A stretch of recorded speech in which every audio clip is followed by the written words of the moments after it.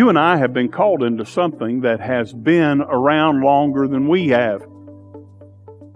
This covenant that you and I are walking in is exactly what it is. This covenant that we're walking in was established long before the world ever began. Before God ever spun the world into existence, He'd already had a plan to redeem mankind.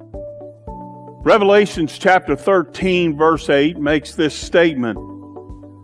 And all that dwell upon the earth shall worship Him, speaking of Jesus, whose names are not written in the book of life of the Lamb slain from the foundations of the world.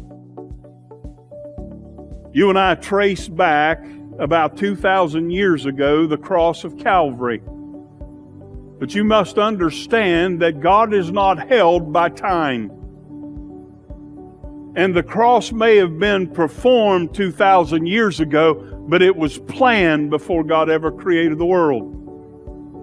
I want you to understand that at the end of time, the covenant that you're walking in is the only covenant that has the power to deliver men out of the hands of the enemy and out of the wrath of God.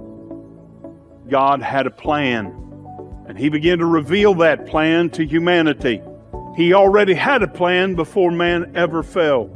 And listen to this. In Genesis 3:15 it says, speaking of the serpent and man, and I will put enmity between thee and the woman, and between thy seed and her seed, speaking to Satan.